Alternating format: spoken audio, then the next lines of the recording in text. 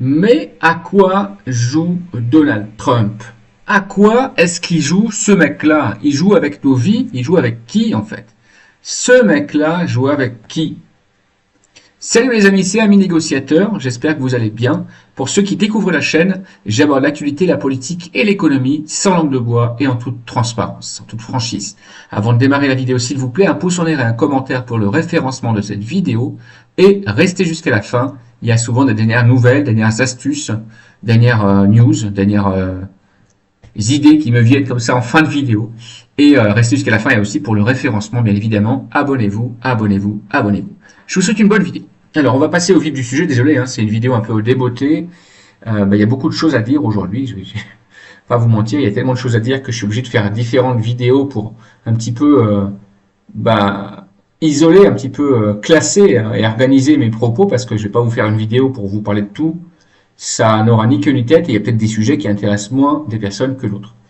La guerre au Moyen-Orient avec cette déclaration de l'ambassadeur qui indique que aucune, mais alors aucune, négociation ne s'est jamais tenue ces derniers jours entre les États-Unis de Trump et l'Iran.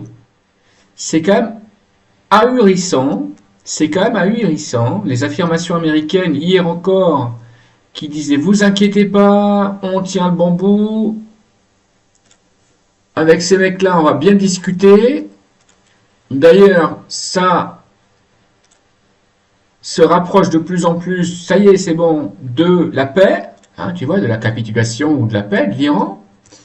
Les marchés, alors tu vas voir dans cette vidéo que c'est pas innocent, les marchés, un coup ils augmentent, un coup ils baissent, et là apparemment ils rebondissent depuis, en tout cas hier matin, et on peut même se demander si c'est pas une chose qui est très connue, hein, en finance et en bourse, en trading, si c'est pas tout simplement une manipulation de marché qui est en train de faire Donald Trump. Et si la vraie explication était tout simplement la plus simple? Et si la meilleure des explications était tout simplement la bonne? Donald Trump se livre, d'après moi, ni plus ni moins, à une manipulation de marché. Quelques heures avant l'invasion en Iran, parce que c'est une invasion, et c'est une ingérence qui ne s'inscrit pas dans le droit international, c'est une invasion, c'est un acte isolé des États-Unis qui ont décidé d'envahir l'Iran. Et quelques heures avant, bizarrement, mais je dis bien bizarrement, il y a eu énormément d'achats sur les actions liées au pétrole et au gaz. Et ça, c'est bizarre. Qui a deviné que Trump allait attaquer l'Iran? Mis à part Trump, personne. Et donc, on peut penser que Trump se livre à une manipulation de marché, à souffler le chaud et le froid, un jour à nous dire que oui, maintenant l'Iran, il va les torpiller, il va les massacrer jusqu'à plus qu'il y ait un seul arbre qui soit sur le pays, et 3 jours plus tard, il nous dit, bah c'est bon, le problème est réglé, on va faire la paix avec l'Iran, dans 5 jours, on va se retirer de l'Iran. Pendant ce temps-là, la bourse, elle fait du yo-yo. Les investisseurs, bah, soit ils ont acheté au bon moment et ils ont fait une grosse plus-value et après ils ont vendu. Je te parle des actions liées au pétrole, au gaz notamment. Et les cons, encore une fois, hein, les contribuables, les consommateurs, bah, eux, ils restent sur le bord de la route et ils se font enfler en fait, ils se font arnaquer par ce système. Tu comprends un petit peu ce que je veux te dire? Quand on est chef d'État américain et qu'on envahit l'Iran, qu'on attaque l'Iran, bien évidemment, on sait que le cours du baril de pétrole va monter en flèche. Et quand 15 jours plus tard on dit que c'est bon, on se retire de l'Iran, bien évidemment, on sait que les bourses vont remonter et que les actions vont remonter. Donc, quand on sait que Donald Trump est un financier averti, ça pose question. Moi, je vous dis ça, ça pose question. Donc, à quel drôle de jeu se livre Trump? Hein, encore une fois, hein, j'invente rien. Hein. Les marchés montent, le pétrole recule après des signaux de pourparlers avec l'Iran. Alors que l'Iran, elle a dit non, mais en fait, non, le mec vous raconte n'importe quoi. Il nous a même pas téléphoné. Il a jamais communiqué avec nous pour des pourparlers ou des. Non, en fait, tout ça, c'est du vent. Il faut qu'on se rende compte d'une chose, les amis. Beaucoup de gens aujourd'hui en politique racontent des conneries du matin au soir pour leur carrière, pour leurs intérêts, à eux et leurs proches, et c'est tout. Et au peuple, ils mentent matin, midi et soir. Regarde ce qui s'est passé. Regarde ce qui s'est passé avec le Covid et avec le confinement et avec les vaccins. Tu crois quoi? Tu crois que c'est des chefs d'État isolés qui ont eu le même discours dans tous les pays du monde? Tu crois vraiment que chacun, de son côté, a fait le même discours que les autres dans chaque pays du monde? Ben non, ils se sont concertés. On peut penser qu'ils se sont concertés, qu'ils se sont mis d'accord.